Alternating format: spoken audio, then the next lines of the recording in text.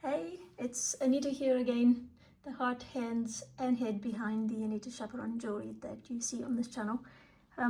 So today I wanted to share an amazing excitement, these little beauties with you.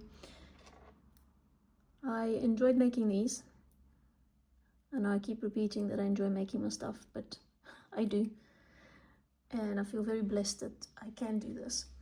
And these little girls are just full of sparkle. You can see them glisten, you can see them play.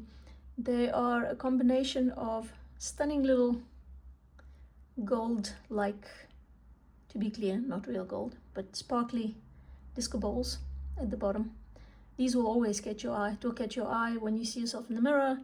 They'll catch your eye when others start staring at you, so you remember, oh, of course they're staring, I'm wearing these stunners. Anyway, right on top you've got some gold brutilated quartz.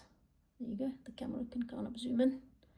And then they are captured in these metal settlements and spirals.